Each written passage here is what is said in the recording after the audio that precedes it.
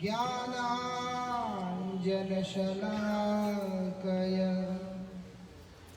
चक्षुरुन्मीलितं येन तस्मै श्री गुरवे नमः। नमः ॐ विष्णुपादाय श्रीगौरप्रियमूर्तये श्रीमते भक्तिवल्लभा तीर्थगोस्वामिने नमः। पतितपावन परम करुणामय परमाराध्य कमशल गुरुदेव नित्य लीला प्रविष्टो विष्णुपाद अष्टोत्तर शतश्री श्रीमद श्रील भक्ति वल्लभ तीर्थ गोस्वामी महाराज जी के अभय चरण असंख्य कोटि साष्टांग दंडवत प्रणाम करते हुए उनकी अहेतु की कृपा प्रार्थना करता हूँ। आज बहुत ही महत्वपूर्ण तिथि है। हिंदी तेलुगु हिंदी ना, बस ठीक है। आज बहुत महत्वपूर्ण तिथि है। क्या है? आज के पावन तिथि को स्वीकार करते हुए श्रील जगदीश पंडित और श्री जीव गोस्वामी पाद ने इस संसार से अप्रकट लीला को प्रकाशित किया ना। वो दोनों इस संसार से उनका तिरोभाव हुआ आज ही के तिथि। वैष्णव का जीवन, उनका चरित्र बड़ा ही अपराकृत और चिन्मय होता है भगवान की तरह। इसीलिए जिस प्रकार से भगवान की दिव्य लीला चरित्र हमारे जीवन के अंदर के तमाम अमंगलों को ध्वंस करते हुए हमें भगवत ज्ञान प्रदान करते हैं, उस ज्ञानानुभूति को प्रदान करते हैं, उसी क्रम में भक्त चरित्र भी हम लोगों के जीवन को धन्य करते हैं। ये संसार बड़ा विकट है और इस संसार के अंदर रहने वाले जो जीव ऐसी स्थिति में रहते हैं जो कि उनका मानसिक अवस्था कभी भी स्थिर होकर के संभ्रम भाव से नहीं रहता। किस क्षण वो स्थिर रहे, किस क्षण वो अस्थिर रहे, अधीर हो, ये कहना कठिन है। जिसके चलते संकल्प विकल्प के जंजाल में फंसकर अपने जीवन को एक दिशा दे नहीं पाते। जो व्यक्ति का जीवन में एक निर्दिष्ट दिशा नहीं होता, मार्ग नहीं होता, आदर्श नहीं होता, ऐसे जो व्यक्ति होते हैं वो लोग बेचारे कहीं के नहीं रहते हैं। क्यों? क्योंकि उनको मालूम नहीं होता कि वो जो कर रहे हैं, क्या कर रहे हैं, किस लिए कर रहे हैं, उसका प्रयोजन क्या है। इसीलिए यहाँ पर हम लोगों को बताया कि जो वैष्णव है उनका दिव्य चरित्र को जो व्यक्ति कीर्तन करता है वो व्यक्ति परम सौभाग्यशाली होता है। और दूसरा, वैष्णवों का विशेषता ये है कि उनकी महिमा तिरोधान लीला में ही प्रकट होता है। जब वो लोग आविर्भूत होते हैं उनका महिमा इस जगत के अंदर ख्याति प्राप्त नहीं होता है ना। जैसे जितने भी हमारे आचार्यगण हैं वो जब इस संसार में अवतीर्ण हुए, ये संसार के अंदर के ही व्यक्तियों की भांति उनका दर्शन हुआ करता था, लेकिन उनके दिव्य आचरण, उनका साधन, उनका भक्ति, उनकी सेवा और उनके सिद्धि के प्रभाव से उनका तिरोधान का महत्व और बढ़ जाता है। इसीलिए यद्यपि आविर्भाव तिरोधान दोनों में कोई भेद होता है, तब भी तिरोधान बहुत विशेष है। और ये जो तिरोधान की विशेषता और भी है, क्यों? इस भौम लीला से निकलकर वो अपने नित्य प्रभु, नित्य स्वामी, जो नित्य धामाधिपति श्री राधा गोविंद जी के नित्य सेवा में प्रविष्ट हो रहे है ना, ये विशेषता। इसीलिए तिरोभाव ज्यादा महत्वपूर्ण। इसीलिए बोलते हैं जो व्यक्ति ऐसे वैष्णव गणों के, ऐसे आचार्य गणों के दिव्य लीला का कीर्तन करते हैं, उनका स्मरण करते हैं, वो लोगों का जीवन धन्य होता है, सार्थक होता है ना। दुख क्या है? भगवत विस्मृति ही दुख। भगवान को भूल जाने से बड़ा दुख और कुछ भी नहीं। हनुमान जी महाराज, उनसे जब पूछा गया सबसे बड़ा दुख क्या समझते हैं आप,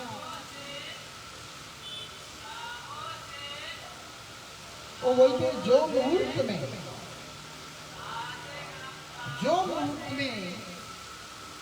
मैं अपने आराध्य देव भगवान श्री रामचंद्र जी के स्मरण से वंचित हो जाऊं, उससे दुखदायी मेरे लिए और कुछ भी नहीं। ऐसा यह व्यक्ति पुत्र शोक में कितना कातर करता है, और उसके भी अधिक पीड़ा मेरे लिए क्षणकाल के लिए भी श्री रामचंद्र जी के दिव्य नाम की विस्मृति। ऐसा जो अनुभव करता है साधन करके, उन्हें मालूम होता है अपने प्रभु का विस्मृति जो है कितना कष्टदायी है। इसीलिए बोलते हैं जब हम भगवान का स्मरण करते हैं, जब हरिपाद पद्म का अविस्मृति होता है, मतलब भूलते नहीं है उसको एक पल के लिए, उसके परिणाम में क्या निकलता है? बोलते जितने भी अभद्र हैं, मतलब अशुद्ध तत्व हैं, वो सब हमारे अंदर से निकल जाते हैं और मंगल विधान होता है। अभद्र क्या है? कर्म, ज्ञान, योग इत्यादि सारी चीजें अभद्र हैं, जो हमें शुद्ध सेवा के भाव से, उस प्रेम भाव से वंचित कर रहे होते हैं। ये है कोई कर्म का शिक्षा देता है, कोई योग, कोई तप, कोई त्याग, कोई कुछ, कोई ध्यान का, बोलते ये सब अशुद्धताएं हैं, इसलिए उनको आने नहीं देना है। श्रील भक्ति विनोद ठाकुर जी महाराज इसीलिए बोलते हैं, क्या बोलते हैं? प्रभु तव पद युगे मोरणी वेदना। क्या निवेदन है? नाही मांगी स्वर्ग मोक्ष नाही मांगी। और क्या बोलते हैं? ना करी प्रार्थना तो विभूति लागी, क्योंकि ऐसा विशुद्ध भक्ति के पत्ते अवरोध होने के कारण, अभद्र होने के कारण वो बोलते सब नहीं चाहिए। इन अभद्रों से अपने आप की रक्षा एक साधक किस प्रकार से कर सकता है, उसके बारे में शास्त्रों ने अपना विचार दिया। वो क्या है? वो बोलते भक्त चरित्र, वैष्णव चरित्र, आचार्यों की महती चरित्र का जब हम लोग कीर्तन करते हैं, तब क्या होता है? सारे अभद्र हमारे जीवन से निकल जाते हैं और हमारे लिए क्या होता है? परम मंगल होता है। वो परम मंगल क्या है? भगवत प्रेम, भगवत प्रेम की प्राप्ति, भगवत भक्ति की प्राप्ति, भगवत कृपा हम लोगों को प्राप्त होता है। यही विशेषता। इसीलिए आज श्री जगदीश पंडित जी का तिथि है। आज श्री जीव गोस्वामी पाठ का तिरोधान तिथि है, इसलिए उनका कृपा याचना करना पड़ता है। श्री जगदीश पंडित वो नवद्वीप में आके योगपीठ के निकट में भी आके वास करने लगे हैं। योगपीठ के निकट में आके वास करने लगे, आए वहां पर रह रहे हैं। ऐसी उनकी लीला श्री चैतन्य महाप्रभु निमाई क्या कर रहे हैं? जब भी रोते हैं तो माता सची संकीर्तन करके उनको रिझाया करती थी। उस कीर्तन को श्रवण करते हुए वो शांत हो जाते थे। शांत हो जाते थे, कीर्तन को सुन के उनको इतना अच्छा लगता था, वो शांत हो जाते थे। लेकिन एक दिन ऐसी विशेषता, रोना ही बंद नहीं करते। रोना ही बंद नहीं करते। पूछती क्या हुआ, क्यों रो रहा है? बोलते जगदीश पंडित ने जो अच्छे अच्छे रसोई की है वो सब हमको खाने को चाहिए।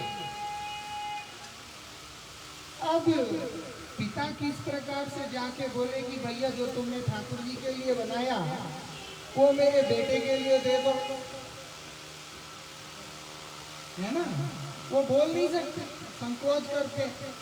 बोलते नहीं, वो रोए जा रहे।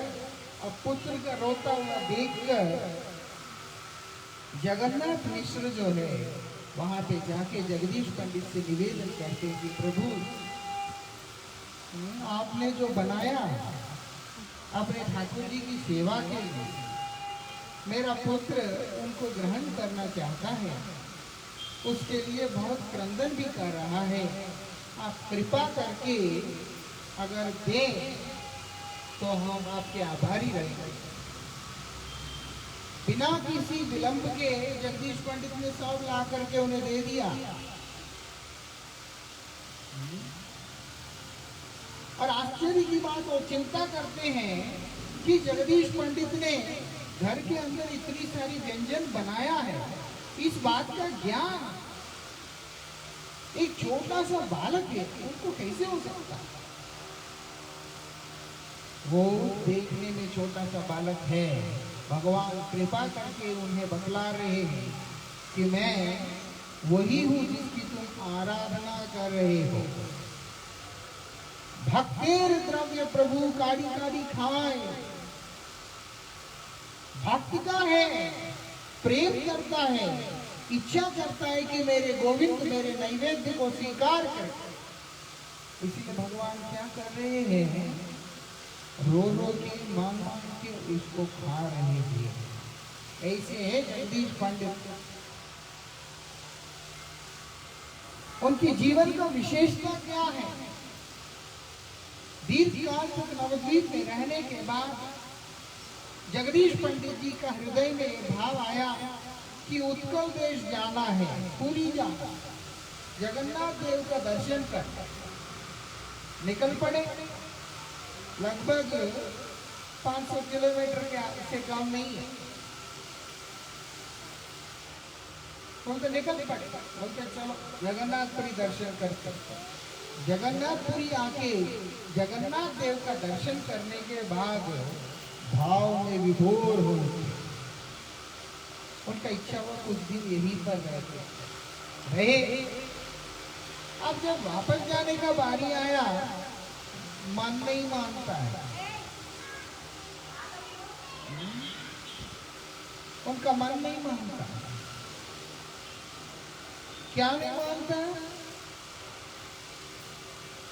कि मैं जगन्नाथ देव को छोड़कर किस प्रकार से वापस जाऊं, उनके बिना जा नहीं सकता। ऐसी स्थिति में पहुंच गए। क्या करें?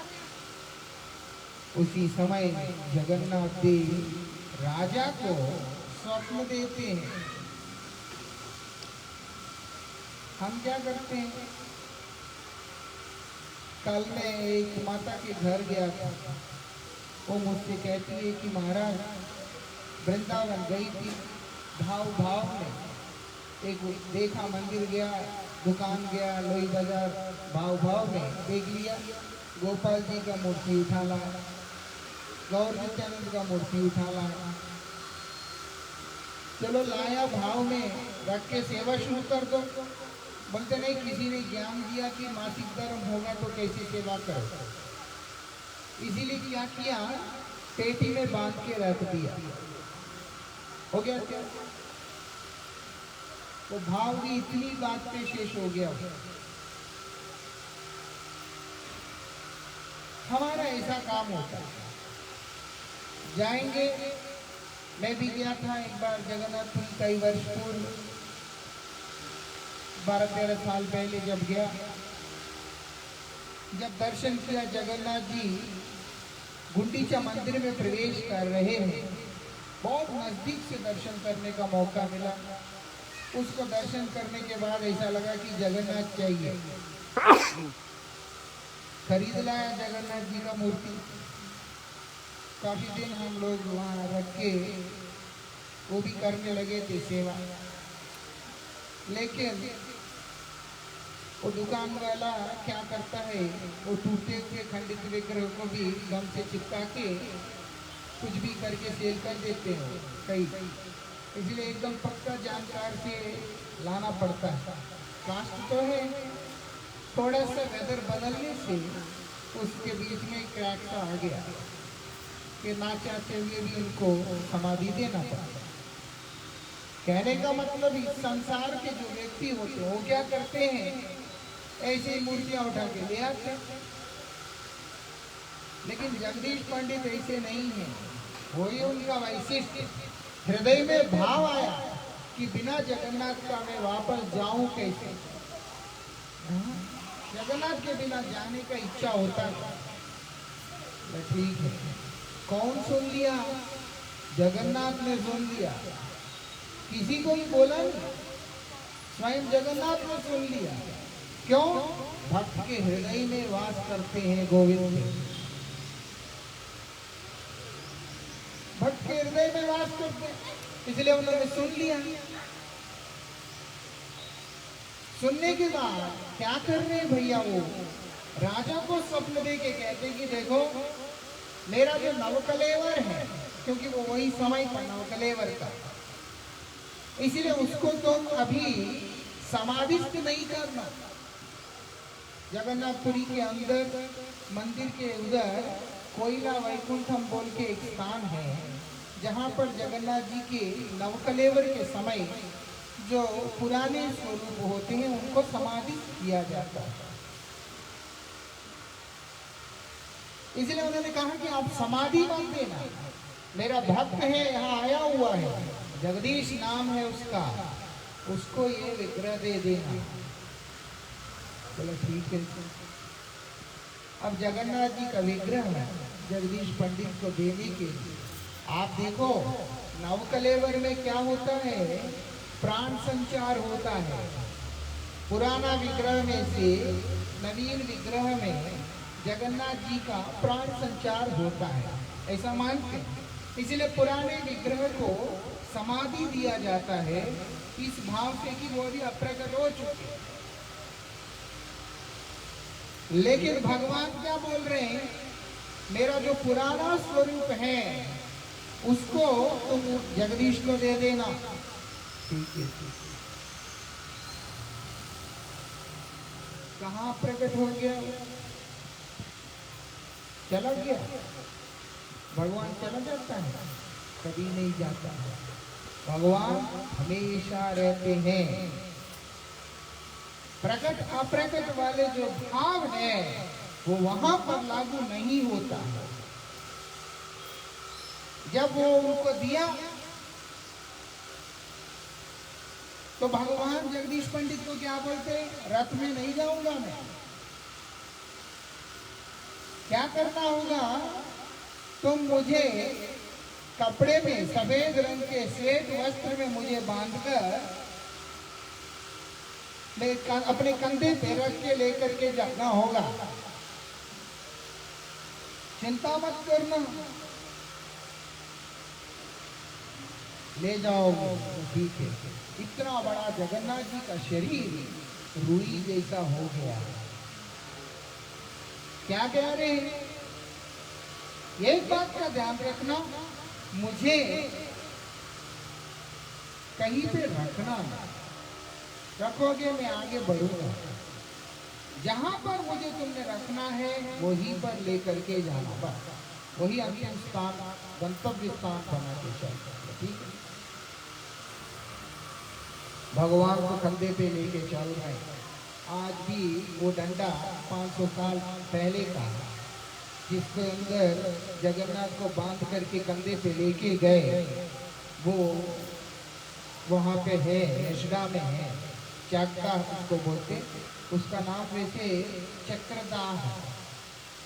वहाँ रथ का पहिया जो है धस गया था, वो बंगाल में बाद में चक्रदाह जो है वो चाकदाह हो गया। चाक मतलब पहिया, चक्का बोलते हैं, चक्का। ऐसे चक्का जहाँ पे धस गया है वो फिर चाकदाह हो गया। तो जो हो वो डंडे पे लेकर के चल रहे हैं। हमें अतिशयोक्ति लग सकता है, लेकिन इतिहास इसका प्रमाण है। लगभग 500 साल से भी पूर्व भगवान के बहुत ही प्रियतम पार्षद हुए थे श्री माधवेंद्रपुरी। उनके आगे जब गोपाल जी प्रकट हुए हैं, जो अभी नाथद्वारा में विराजमान है, वो गोपाल जी जो प्रकट हुए हैं वो इतना भारी काय है कि कोई उनको उठा नहीं पा रहे थे, क्योंकि खड्डे में थे नीचे। उसको खोद के निकाला, ऊपर लाना मुश्किल था। क्या करें? वो बुजुर्ग से व्यक्ति, 85 साल से भी अधिक उम्र का वृद्ध व्यक्ति, वो जो संत माधवेंद्रपुरी पाद को खड्डे में उतारा उन लोगों ने। इस बात का इतिहास है, जीव गोस्वामी ने सब लिखा और आचार्यों ने उसके ऊपर अपना व्याख्यान दिया है ना। फिर होता क्या है, माधवेंद्रपुरी ने जैसे ही विग्रह को हाथ लगाया वो रुई जैसा हो गया और विग्रह को उसमें से उठा के ले आए। इतना हल्का हो गया कि वो विग्रह खड़ा नहीं हो रहा था। 3 तरफ से गिरिराज जी की बड़ी बड़ी शिलाओं को रख के उसके बीच में उस गोपाल जी के विग्रह को रखना पड़ा। हाथ लगाने से ही है, हम नहीं मानते। सोच सकते हम क्यों माने भाई? 500 साल पहले की बात। 1973 में भी इस तरह का चमत्कार दुनिया ने दर्शन किया। उड़ीसा का मुख्यमंत्री थी, नंदिनी सतपथे नाम था, है ना। 73 में जो ओडिया लोग हैं उनको पता होगा। उसने क्या किया, ये जगन्नाथ रथ में राजा को बुलाओ, ऐसा थी ना, याद है? मुख्यमंत्री कौन था? अच्छा, राजा को बुलाना मतलब 1 लाख का खर्चा, क्योंकि राजा का रेशम के पोशाक, पालकी को साफ करो, पूरा साल यूज होता नहीं वो चांदी की पालकी। फिर उसके बाद राजा के जो साथ जाने वाले जितने अंगरक्षक, फिर पुलिस कर्मी, सारा मिला करके राजा को महल से जगन्नाथ के पास ले जाकर पूजा सेवा कराने का सारा कुछ का खर्चा लगभग 1 लाख बैठता था। उसमें से 50,000 राजा खर्चते, 50,000 गवर्नमेंट खर्चता। अब मुख्यमंत्री ने बोला ये सब एक रिचुअल है, इसको क्या करता। इसीलिए मुख्यमंत्री ने कहा कि राजा को बुलाने की जरूरत नहीं, हाथी से हम लोग रथ को खींच लेंगे, लोगों का भी जरूरत नहीं। वो जो राजा जिनके साथ ये घटना घटा वो महाराजा दिव्य सिंह देव है, जो कि अभी भी प्रकट है, जो अभी का जो पुरी का राजा, उनके साथ ही ये घटना घटा। हमारा तो वो उम्र नहीं है, लेकिन ये बात कैसे पता चला? हमने गुरुदेव से सुना, गुरुवर्गों से इस बात को सुना, श्रील भक्ति विज्ञान भारती गोस्वामी महाराज जी से इस बात को सुना। वो क्या करते हैं, वहां पर हाथी लगा दिया, रस्सियां टूट गए, रथ हिलता नहीं। बलदेव आके रथ में बैठ जाते हैं, जगन्नाथ आके रथ में, सुभद्रा आके रथ में बैठ जाती है, सुदर्शन आके बैठ जाता है, लेकिन जगन्नाथ आता नहीं। वो लोगों को लगा कि नाटक कर रहे हैं, तो मंत्री ने बोला कि देखो, जो व्यक्ति जाके जगन्नाथ को नीचे लेके आता है उसको एक एक को 3-3 हजार रुपए दूंगी। 1973 में 3000 रुपीज बहुत ज्यादा होता है, आप सब जानते हैं उम्र के लोग। उसने बोला एक एक को 3000 करके देंगे, जो भी जगन्नाथ का विग्रह को रथ पे लेके आएगा। यकीन मानिएगा, बलदेव के सेवक, सुभद्रा के सेवक और जगन्नाथ के सेवक तीनों ही जाकर जगन्नाथ को नीचे लाने का कोशिश किया। यकीन मानिएगा, सिंहासन से जगन्नाथ एक रत्ती भर भी हिला, और सूर्यास्त के बाद रथ चल नहीं सकता। संध्या हो रहा है, सबने जाकर के मंत्री को बोलो तुम्हारा दिमाग खराब है, थोड़ा अधिकार मिलने से तुम्हारा दिमाग हिल गया, अगर ऐसा करेगी तुम्हारे लिए तो अमंगल है ही, उत्कल देश का भी अमंगल हो जाएगा। तुम जाओ राजा से क्षमा मांगो और ले आओ राजा को। और वो आई थी, महल में सज के राजा बैठा हुआ था, रो रहा था, क्योंकि बहुत कम उम्र का था, लगभग कितना 25-30 के बीच में होगा। राजा रो रहा, बोलते हैं इस राजवंश का मैं ही एक ऐसा कलंकी पुत्र हुआ जो आज के पावन दिन पे जगन्नाथ जी का सेवा से अपने आप को वंचित करना पड़ा। वो आई और उसको रिक्वेस्ट किया, उन्हें रिक्वेस्ट किया राजा से कि आपको पधारना होगा। राजा मंदिर के अंदर जाकर जगन्नाथ जी के उत्तरी को ऐसे पकड़ के कहते हैं कि मणिमा, ये तो आज्ञा है, ये लोग अज्ञानी है, मूर्ख है, ये ऐसे करते हैं, लेकिन आप क्यों हट करते हो? आप तो चलो, जगत आपके दर्शनाभिलाषी है। और उसके बाद जो जगन्नाथ जी के पंडे थे वही आराम से उठा के उन्हें लेकर के आए और जगन्नाथ रथ के ऊपर बैठ गए। अगर लकड़ी का ही मूर्ति होता पहले क्यों नहीं आया? वो जगन्नाथ है, चैतन्य चरितामृत में वर्णन है, अपनी इच्छा से चलते हैं, किसी के बल से नहीं चलते। और उनका इच्छा कब होता है? जब भक्त इच्छा करता है, भक्त इच्छा करता है तो चलता है। आज इसीलिए जगदीश पंडित का इच्छा हुआ कि मेरे ठाकुर मेरे साथ में हो, लेकिन मुझे जाना जरूरी है, तो क्या करूं? तो जगन्नाथ बोलते तो नहीं चल पड़ता हूं तेरे साथ, और क्या है ना, ये विशेषता है उनका।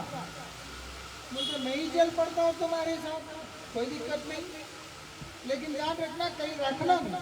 ठीक है, कंधे पे जगन्नाथ को लेकर उस डंडे पे कपड़े में लपेटा हो, वो क्या पोटली जैसा चल रहे बड़े आराम से। जब चांदा आ गया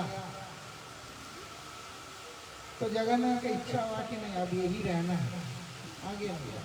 गंगा जी का तट है, बड़ा सुंदर स्थान है, इसीलिए उन्होंने बोला कि यही पे रहना है। तो जगन्नाथ ने अपना वजन बढ़ाना शुरू कर दिया। फिर एक ब्राह्मण से प्रार्थना किया कि आप थोड़ी देर इनको धारण करके रखें, मैं अपनी सेवा पूजा और सायंकालीन कृत्य से निवृत्त होकर लेकर के जाऊंगा। बस जगन्नाथ जी वहां पर बैठ गए, हिल ही नहीं रहे। अब जगदीश पंडित आके बोलते प्रभु, वो बोलते मैंने तुम्हें पहले ही कहा था। ये भगवान का योग माया होता है, वो स्वयं इच्छा करते हैं लेकिन भक्त के साथ में क्रीड़ा करते हैं, भक्त के साथ विलास करते हैं, ये उनका विशेषता है ना। भगवान दूसरे के साथ में मस्ती नहीं करते, वो किसके साथ करते, उनके अपने भक्तों के साथ करते। ये सांसारिक भाषा में मस्ती बोला जाता है, लेकिन भगवान की भाषा आध्यात्मिक भाषा में विलास कहते हैं, लीला कहते हैं, आनंद कहते हैं। वो किसी और के साथ नहीं करते, केवल अपने परिकरों के साथ करते। इसीलिए उन्होंने उनको बोल दिया कि आप नहीं जा रहा मैं जा। साक्षी गोपाल के उसमें भी ऐसे ही तो हुआ, वो पायल का आवाज आता है, जब कीचड़ में चल रहे आवाज आ नहीं रहा, वो पीछे मुड़ के देख लिया तो रुक गया, बोलते और नहीं आऊंगा, जाओ हो गया। ऐसा होता है, इतना दूर चल के आए, थोड़ा नहीं चल सकते, लेकिन ना उनका इच्छा होता है, क्योंकि भक्त के साथ में उनका ऐसा चलता रहता है। अब जगदीश पंडित वहीं पर रह के सेवा कर रहे हैं, वो भी नवदीप गए नहीं, जगन्नाथ को छोड़ के कैसे जाएंगे। कल जिसके घर गया था वो माता मुझे पूछती है कि महाराज 3-4 दिन कहीं जाना है, मंदिर लॉक करके चला जाऊं तो चलेगा? पुतला है तो ट्रंक में रख के चलने से भी चलेगा, और ठाकुर है तो कैसे चलेगा? नहीं चल सकता। बोलते प्रतिष्ठा तो, प्रतिष्ठा के बिना अगर सेवा कर रहे हो मतलब है कि तुम पुतले की सेवा कर रहे हो। अगर नहीं ठाकुर जी है ये समझ के सेवा कर रहे तो वो प्रतिष्ठित है। भावग्राही जनार्दन, भगवान को भावना ग्रहण करने वाले, विधि को ग्रहण करने वाले हैं ही नहीं। तो जो जगदीश पंडित सब छोड़ छाड़ के वही रह के सेवा करने लगे। अब जो राजा है उस नगर का, उस स्थान का, वो चिंता में पड़ गया, क्योंकि भगवान का विग्रह पेड़ के नीचे है, कोई मंदिर नहीं, कोई छत नहीं, कोई कुछ नहीं। ऐसा अगर होने से वो राज्य के लिए अमंगल है। तो राजा क्या कहता है, जगदीश पंडित को बोलते हैं कि अपने ठाकुर जी को लेके अपने घर जाओ। क्यों? वो कहते हैं कि देखो तुम जो है स्थान हथियाने की चक्कर में मूर्ति लाके बिठा दिया, तुम जगह कब्जा करना चाहते, इसलिए जाओ यार। जगदीश पंडित बोलते मैं तो लेके ही जाना चाहता था, लेकिन जगन्नाथ का यही रहने का इच्छा है। वो बोलते नहीं, झूठ बोलता है। फिर अपने सेवकों को बुलाकर जगन्नाथ को हिलाने का कोशिश किया, 1 सेंटीमीटर भी हिला नहीं पाए। 500 किलोमीटर जो जगन्नाथ कंधे पे चढ़कर आ गए हैं, वही चाकदा से उस स्थान से 1 सेंटीमीटर नहीं हिल पाए। क्यों? क्योंकि जगन्नाथ अपनी इच्छा से चलते हैं, दूसरे की मर्जी से नहीं चलते हैं। वृंदावन बिहारी लाल की जय। यही विशेषता है जगन्नाथ देव का। वो क्या करते हैं, अब देख लिया कि ये हिलना नहीं चाहते, यहाँ से राजा भी समझ गया, और वो फिर वहाँ पर एक उनको रखने के लिए, उनके लिए एक मंच बनाया, वो पेड़ के ऊपर डोल मंच कहते थे उसको। वो पुराना वाला अभी तो पूरा समाप्त हो गया, लेकिन 20-22 साल पहले जब मैं पहली बार गया था तब मैं उसको दर्शन किया था जर्जरित अवस्था में। वर्तमान में वही चाकदा के अंदर श्री जगन्नाथ देव जी हमारे परम आराध्य परम गुरु पाद पद्म के ऊपर अनुग्रहित करते हुए उनको सेवा प्रदान की। इसलिए वो भी वर्तमान में श्री चैतन्य गौड़िया मठ के द्वारा सेवित हो रहा है वहाँ पर। आज जगदीश पंडित का तिरोभाव तिथि है, इसीलिए आज का दिन हर साल वहाँ पर बहुत बड़ा मेला लगता है। वो मेला मठ वाले नहीं करते, मठ को तो सिर्फ सेवा दिया और मठ उनका सेवा जैसे सेवायत की तरह सेवा करते हैं।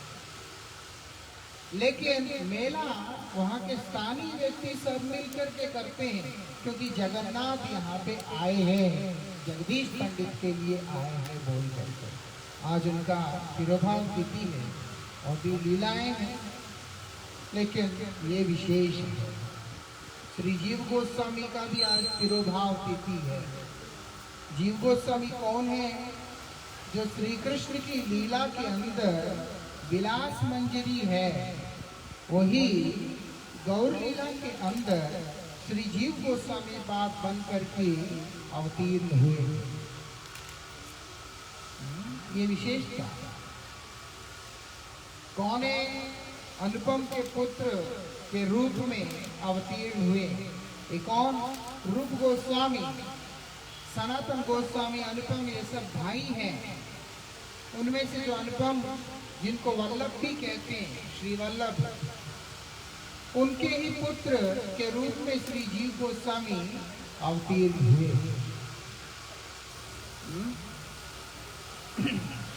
जीव गोस्वामी की बड़ी अद्भुत वैशिष्ट, क्योंकि सनातन गोस्वामी के बाद, रूप गोस्वामी के बाद अगर कोई विश्व वैष्णव राज्यसभा के अध्यक्ष के रूप में स्थापित हुए हैं, वो श्री जीव गोस्वामी ही है। जीव गोस्वामी का जो योगदान इतना अद्भुत है, जिसकी कोई कल्पना भी नहीं किया जा सकता है। उनका षट्संदर्भ इस प्रकार का साहित्य है जो अनचैलेंजेबल है। प्रीति संदर्भ, कृष्ण संदर्भ, तत्व संदर्भ, भक्ति संदर्भ, ऐसे करके पूरे 6 उनके संदर्भ है, जिनको उन्होंने रचना किया, बड़े सुंदर तरीका से उसको प्रस्तुत किया, जिसके ऊपर किसी भी प्रकार का तर्क नहीं हो सकता। इतने प्रामाणिक रूप से, इतने सिद्धांतिक रूप से उन्होंने उसको प्रकट किया है। विश्व वैष्णव राज्यसभा के अध्यक्ष बने हैं, तब से वो चलता आ रहा है। ऐसे हैं जीव गोस्वामी। उन्होंने रूप सनातन गोस्वामी का आश्रय लिया, रूप गोस्वामी पाद का शिष्यत्व को स्वीकार किया। ऐसी गुरुगत प्राण है, गुरुदेव आत्मा है। क्या करते हैं?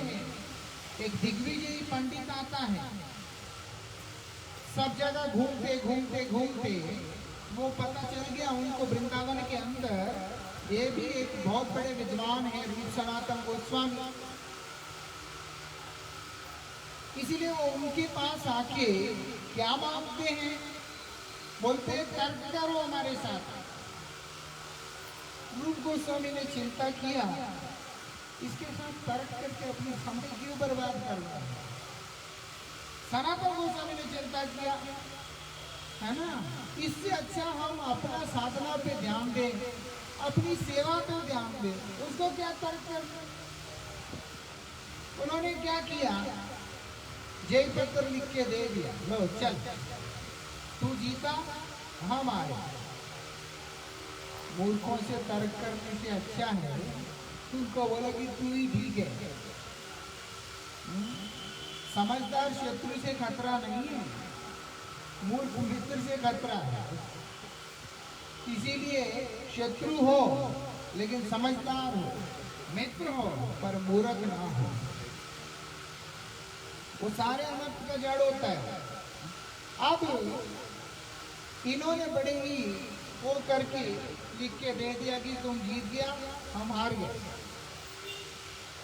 अब होता क्या है, ये खबर आ जाता है जीव गोस्वामी के पास,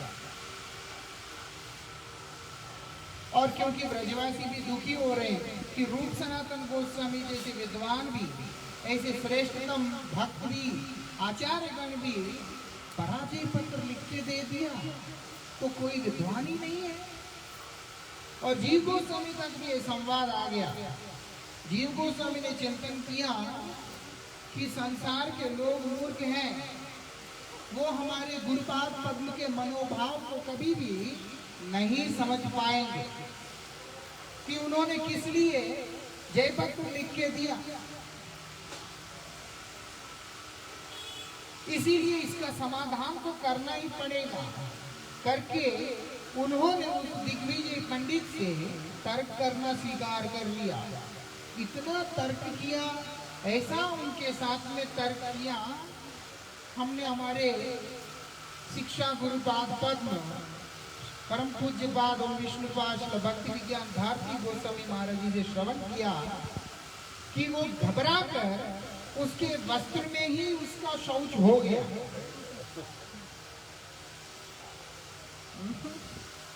क्योंकि पंडित के लिए क्या होता है, उससे कोई बड़ा पंडित मिल जाता है तो उसको इनसिक्योरिटी होता है, वो कॉम्प्लेक्स होता है, बड़ा परेशानी होता है।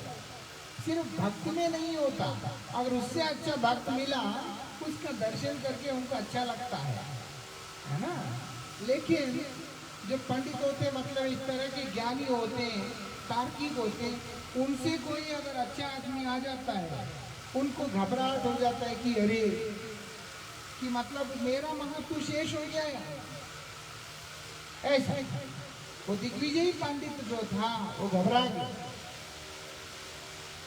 घबरा के उसका वहीं पे शौच हो गया और वो वहां से भाग गया। क्योंकि वो समझ गया जिनको मैंने जिनके सामने में जीत ही नहीं पाया वो उस व्यक्तित्व का शिष्य है जिससे मैं वो पत्र लिखवा के लाया। मैं तो शिष्य को ही नहीं जीत पाया तो गुरु के सामने खड़े रहने का क्या योग्यता रखता हूं। वो भाग गया। सब खुश हुए थे लेकिन रूप गोस्वामी खुश नहीं हुए थे। कई लोग इसीलिए भी सोचते हैं कि जीव गोस्वामी रूप गोस्वामी के इच्छा के विरुद्ध गए हैं, वो उनकी अल्पज्ञता। यद्यपि इतना प्रसन्न है लेकिन बाह्य विचार से एक शासन का वो दिखाई दे रहे हैं, दर्शा रहे। गुरुदेव का वैष्णव का यही विशेषता है, वो कितना भी प्रेम हो, जहाँ जैसी परिस्थिति है वहां पर ऐसे अपने आप को अभिव्यक्त करते हैं, क्योंकि उनमें ईर्ष्या नहीं होता, उनमें किसी के साथ में जो है तुलना का भाव नहीं रहता। जहां पर तुलना रहता है कि मेरे से ये बढ़िया या ये जो है कुछ ज्यादा बड़ा है, तब जाके ईर्ष्या द्वेष ये सब आता है। गुरु वैष्णव में तो होता ही नहीं, उनमें प्रेम ही रहता है। लेकिन परिस्थिति के अनुसार, लीला के अनुसार, समय के अनुसार अपने आप को जो व्यक्त करने का तरीका है वो भिन्न भिन्न रहता है। समझाता है। अब रूप गोस्वामी उन्हें शासन कर रहे, बोलते क्या किया तुम, समय नष्ट किया, मैं तुम्हारा त्याग करता। अब जीव गोस्वामी रूप गोस्वामी के द्वारा त्याग करने पर अस्थिर होकर बेवल होके कहाँ जाए, वो नंदगांव पहुंच गए। वहां पर बैठ के क्या कर रहे, वो क्रंदन कर रहे हैं, विलाप कर रहे हैं, विलाप। अब क्या करते हैं, कभी कभी जीवन रक्षा के लिए चना उठाते, थोड़े से उसको खाते, कुंड के पानी पीते, अपने जीवन को धारण करके नाम का सहारा लेके बैठे हुए। सनातन गोस्वामी को देखा नहीं गया। वो आके बोलते हैं सार क्या है धर्म का, बोलते हैं जीवे दया नामे रुचि, यही तो सर्वधर्म सार है। बोलते फिर जीव पर दया क्यों नहीं करते हो। वो बोल रहे हैं जीवे दया मतलब जीवों पर दया करना। सनातन गोस्वामी इस बात को पकड़ के बोलते हैं तो जीव पर दया क्यों नहीं करते हो। तब रूप सनातन गोस्वामी दोनों नंदगांव में आकर जीव गोस्वामी को अपने हाथ से उठाकर आलिंगन करके अपने पास ले करके आए। रूप गोस्वामी डिक्टेट करते थे तो जीव गोस्वामी उसको लिखा करते थे। उसी से गुरुमुख से श्रवण करते करते करते बहुत सारे सिद्धांतों को जीव गोस्वामी ने हृदय में धारण कर लिया था।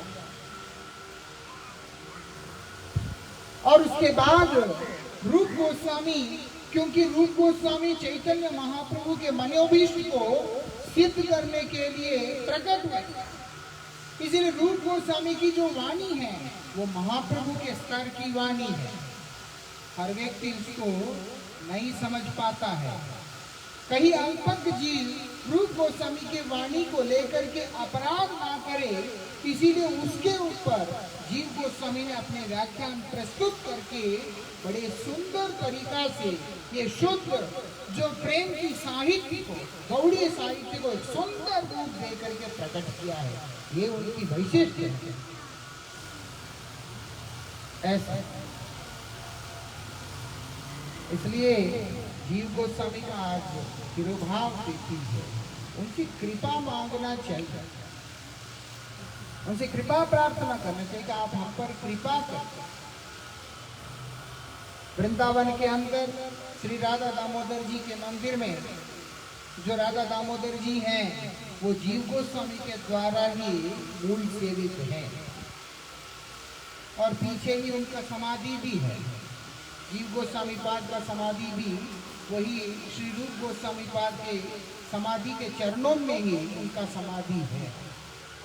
ये विशेषता वो वृंदावन रह के श्री राधा दामोदर जी का सेवा करते हुए वहां पर ही अपना जीवन को व्यतीत किया। आज उनका तिरोभाव की उनकी कृपा मांगनी चाहिए। क्या कृपा मांगनी चाहिए?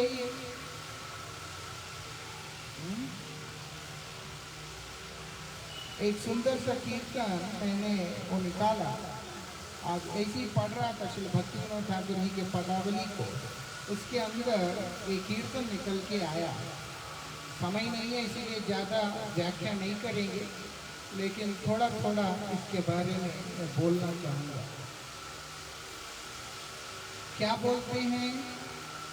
हे न काले कवे, हे न काले कवे विलास मंजरी अनंत मंजरी आर हमारे हेरिया अति कृपा करी बोली वे वचन सार। प्रार्थना ये करना चाहिए, कब वो समय आएगा जब विलास मंजरी और अनंत मंजरी दोनों ही मुझको देखते हुए मुस्कुराते हुए मुझसे कहेंगे। उनके चरणों में प्रार्थना करनी चाहिए कि कब वो समय आएगा। क्या बोल रहे हैं? बोलते हैं मेरे तरफ करुणामयी दृष्टि से दृष्टिपात करते हुए, और क्या बोलेंगे? बोली में वचन सार, बड़ी कृपा करते हुए मुझसे बड़े प्यार से बोलेंगे। चाहिए किस किस को चाहिए? हाथ उतारी उठाते, लेकिन वो लाना है तो क्या करना पड़ता है? हरिनाम। इसलिए बोला गोलोकेर प्रेम धाम हरिनाम संकीर्तन। श्री जीव गोस्वामी की कृपा चाहिए, विलास मंजरी का कृपा चाहिए तो नाम का आश्रय लेना पड़ता है। ऐसा लेना पड़ता है कि हमारा सर्वस्व नाम ही है। तो आप जाकर के वो आके बोलेंगे, क्या बोलेंगे? ऐसो ऐसो सखी, हे सखी इधर आओ।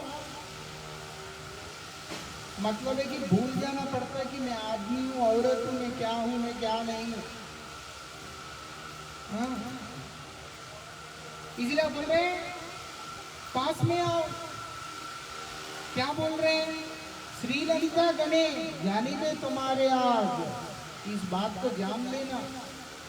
क्या कि तुम ललिता सखी के संबंधित हो, उनके गणों के संबंधित हो, श्री ललिता सखी के अनगत जनों के संबंधित हो। कौन बता रहा है? विलास जीव गोस्वामी बताते हैं कि चलो रूप गोस्वामी का शरण लो। रूप गोस्वामी बतलाते हैं आगे बढ़ो, स्वरूप दामोदर का शरण लो। उसके बाद बोलते श्री राधा जी का शरण लो, महाप्रभु का शरण लो। विलास मंजरी कृपा करके, अनंग मंजरी कृपा करके, रूप मंजरी और रूप मंजरी कृपा करके ललिता सखी कृपा करके श्री राधिका जी के दासी के रूप में जीव को सिद्ध कर देती है। चाहिए ये बात उनसे ये प्रार्थना करनी चाहिए, क्योंकि आप अभी श्री जीव गोस्वामी की लीला में हैं, इसीलिए आप कृपा करके श्री नाम प्रभु का कृपा हम पर हो, ऐसे अनुग्रहित करें। जीव गोस्वामी ने अपनी पूरी साहित्य किसको सिखाया? नरोत्तम, श्रीनिवास, श्यामानंद प्रभु, श्री नरोत्तम ठाकुर, श्रीनिवास आचार्य, श्यामानंद प्रभु, तीनों को उन्होंने सबको सिखाया। उनका नाम था नरोत्तम, उसके बाद दुखी कृष्णदास और श्रीनिवास। श्री राधा जी ने कृपा करके दुखी कृष्णदास को श्यामानंद बनाया, अपने हृदय से श्याम सुंदर स्वरूप को निकाल के सेवा में दे दी। और नरोत्तम ठाकुर ने विश्व वैष्णव राजसभा की तरफ से उन्हें उपाधियां प्रदान किया। नरोत्तम को ठाकुर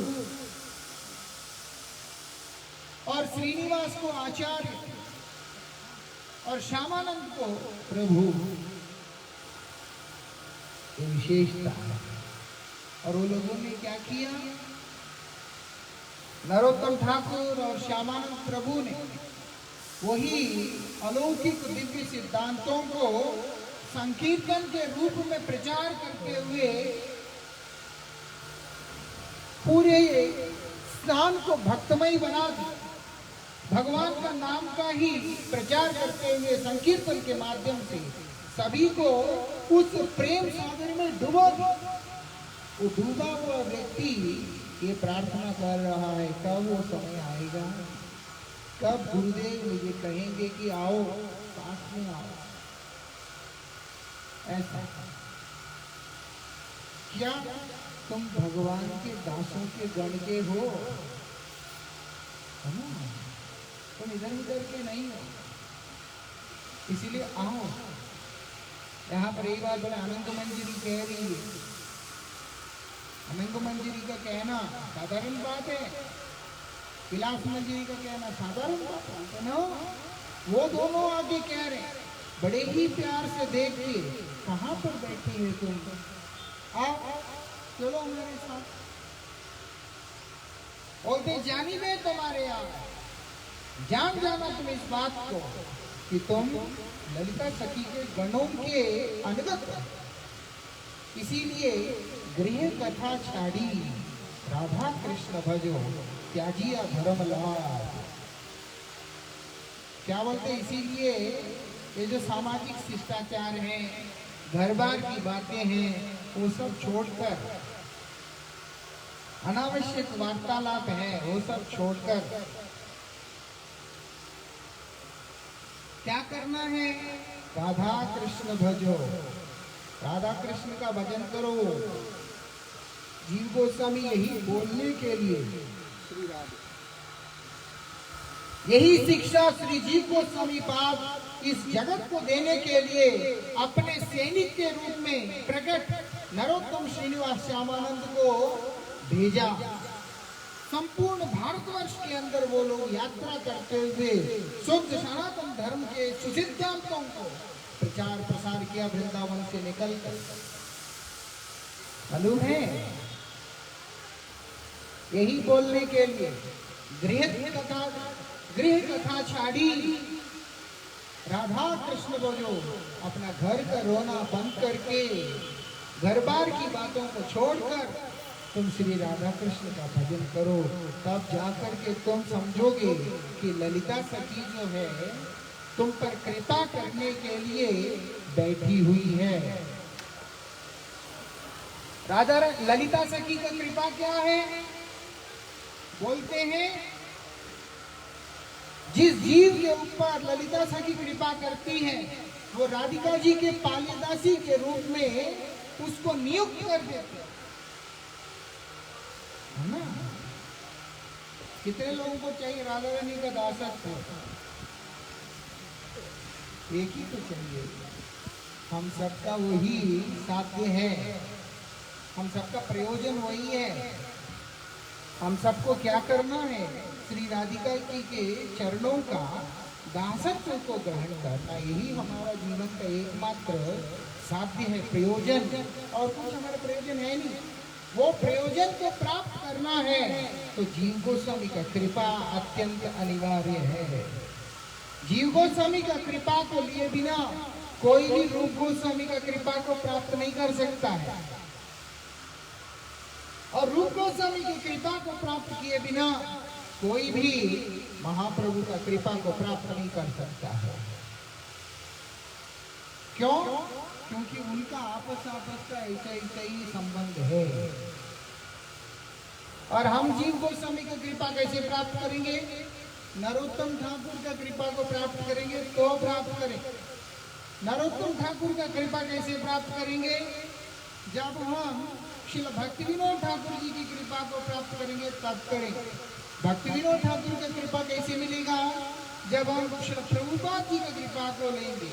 उनका कृपा कैसे मिलेगा? परम गुरुदेव का कृपा को प्राप्त करेंगे तब मिलेगा।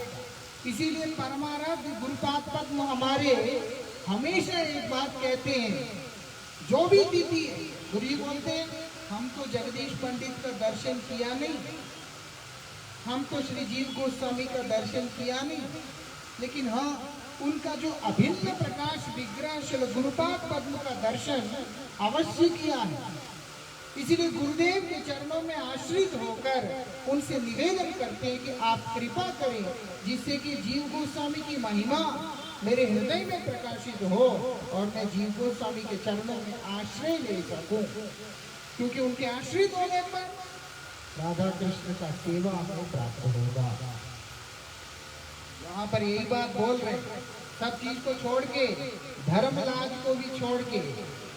कल एक माता मुझसे कह रही थी मंदिर में जहाँ हम गए थे कि मैं कीर्तन गाती हूँ, गाते गाते मैं तन्मय हो जाती हूँ, मतलब भाव में विभोर हो जाती हूँ। उस समय क्या होता है, मेरे आंखों से पानी आने लग जाता है, उससे जो है सुर बिगड़ जाता है कीर्तन का, और साथ ही लोग भी देख के मेरा मजाक उड़ाते हैं। मुझे क्या करना चाहिए? मैंने उनसे निवेदन किया था कि और ध्यान पूर्वक भजन करना चाहिए, है ना? क्यों? क्योंकि भाव ही प्रधान है। आपको जिस समय लगता है कि मुझे भाव आ रहा है, तो वास्तविकता में भाव का अभाव होगा। भाव आ रहा है लेकिन ध्यान कहाँ जा रहा है? लोग मुझे देख रहे हैं, उसके बाद मेरा मजाक भी उड़ा रहे हैं, और दूसरा जो मैं गा रहा हूं उसका सुर भी बिगड़ रहा है। ये ठीक नहीं होता है। भाव एक ऐसी अवस्था होता है, उस समय बिगड़े हुए सुर भी बन जाते हैं, है ना?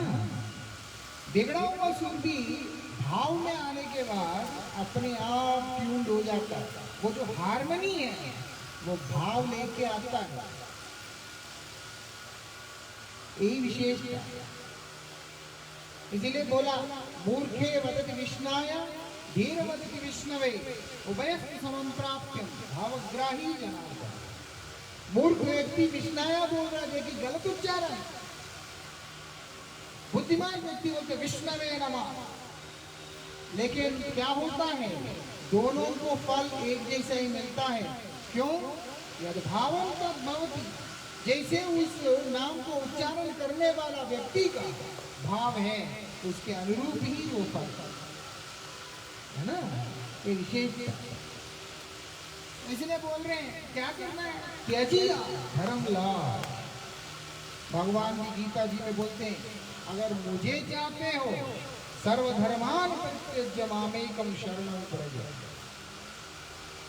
शरणं व्रज मतलब क्या है, उस दिशा में चल पड़ो जहां पर मेरे शरण के अतिरिक्त कुछ और है ही नहीं। उनका शरण अविश्रांत भाव से लेना है, ऐसा शरण ले लिया नहीं होता। जब तक है शरण में, वो जो शरण जो भाव है वो कंटिन्यूस चलता, ये विशेषता है।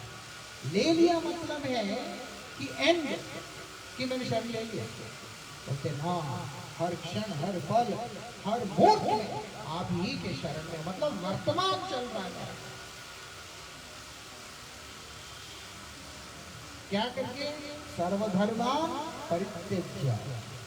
इसलिए बोलते हैं धर्म लाज लज्जा सारा कुछ छोड़कर आगे बढ़ना होता है। किसके? बोलते हैं नाम के, नाम के आगे बढ़ना होता है। तब जीव गोस्वामी पाद का कृपा मिलता है। इसलिए आज के तिथि में अगर हम जीव गोस्वामी का कृपा को लेना चाहते हैं, क्या याचना करना है, आप हम पर ऐसे कृपा करें कि हमें नाम में रुचि, क्योंकि नाम ही प्रेम प्रदान करने वाला एकमात्र साधन है। इसीलिए आप नाम में रुचि हो, गुरुपाद पद्म में रुचि हो, यही प्रार्थना उनके चरणों में करना होता है, तब हमारा साधन सफल होता है, सिद्ध होता है। ठीक है, इसके आगे हम इस पर चर्चा नहीं करेंगे। अभी ठाकुर जी का पुष्पाभिषेक भी करना है। फूल सब रेडी है, आप फूल लेके आइएगा, हम लोग इधर पुष्पाभिषेक करते हैं ठाकुर जी का। आशा करूंगा कि श्री जीव गोस्वामी पाद और श्री जगदीश पंडित और हमारे आचार्यगण हमारी इस सेवा से प्रसन्न होकर हमें अपने श्री चरणों का भक्ति प्रदान करेंगे। हरे कृष्ण।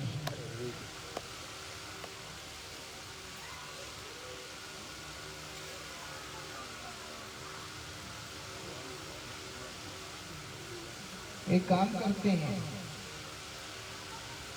पुष्पाभिषेक ना करके फूलों का होली करते हैं ठाकुर जी के साथ, तो ज्यादा अच्छा है ना। रंग का होली नहीं, रंग हम अपने हृदय को रंगते हैं, ठाकुर जी के साथ में फूलों का होली खेलते हैं, क्योंकि वो बहुत कोमल शरीर होता है ठाकुर जी का।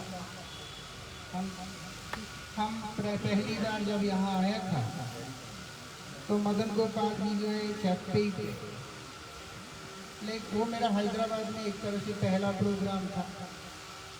हमारे भाई बंधु भी मुझे इमोशनल करके यहाँ ले आए, बोलते हैदराबाद में आपका पहला प्रोग्राम वही हुआ, वहाँ नहीं जाओगे? तो फिर मुझे हाँ बोलना पड़ा। ये लोग तो बाद में आके बोला, इससे पहले वो लोगों ने उनको बोला था। तो इसलिए उस दिन बारिश हो गया तो फिर ठाकुर जी को नीचे लेके जाना पड़ा था। तो देखा मैंने, बहुत कोमल से ठाकुर है, छोटे से सुंदर से। आज भी मैंने कहा था कि सिंहासन ऊपर लाना नहीं, खुले में रहने देना। वो बेचारे भूल गए, वो लोग सिंहासन उठा लाए ताकि खुला हो, एकदम खुल के ऊपर से फूल डाल के बड़ा सुंदर लगना था। जो हो, ठाकुर जी का शायद सिंहासन छोड़ने का मन नहीं है, वो सिंहासन के साथ ही ऊपर आए। हम इसीलिए जो है फूलों के साथ उनका होली खेलते, ताकि आंख भी खराब होगा नहीं, रंग कई बार आंखों में घुस जाता है, और इतने सुकुमार से आंख है, उसमें कष्ट देना ठीक नहीं। इसीलिए फूल के साथ में होली खेलते। एक बार बरसाना में गया था मैं, तब लड्डू होली चल रहा था। होली भी एक नहीं होता है, आपने देखा कभी लड्डू होली? देखा नहीं? वो लड्डू होली भी होता है, फूल होली होता है, गुलाल का होता है, कई तरह का होली होता है, कीच का भी होली होता है, लठ का भी होता है। लठमार होली तो होता ही है। तो अभी जो लड्डू होली हो रहा था, जब मैं वहाँ पे गया बरसाना में, इतना सुंदर लगता है वो। कभी मौका लगा जरूर जाना।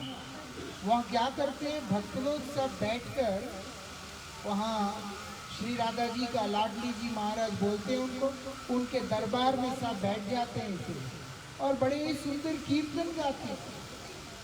कीर्तन गाते गाते बीच में इतने इतने लड्डू होते हैं छोटे छोटे, वो बहुत बड़े भी नहीं होते, इतने छोटे छोटे लड्डू होते हैं, वो एक दूसरों के ऊपर ऐसे से फेंक रहे होते हैं। लोग उठाते हैं, लड्डू भी फट करके खा जाते हैं। बड़ा सुंदर लगता है ये। ऐसी लीला सखियों की लीला है, गोपियों की लीला है। इस लीला में गोपियां राधा कृष्ण के साथ में मिलकर आनंद लेती है। वैसे तो कृष्ण श्री राधा जी और गोपियों के ऊपर रंग फेंकते हैं, वो लोग उनके ऊपर फेंकते हैं, ऐसा बाह्य दृष्टि से जो व्यक्ति होता है उसको नहीं समझाता ये सब। इसीलिए श्री राधा कृष्ण की जितनी भी लीलाएं हैं वो परम गोपनीय लीलाएं हैं जो हो। इसीलिए हम लोग यहाँ पर उस होली को खेलते हैं। रंग, अलग अलग रंग के जो पुष्प हैं वो ठाकुर जी के साथ में वो करेंगे, वो बहुत सुंदर लगेगा। हरे कृष्ण।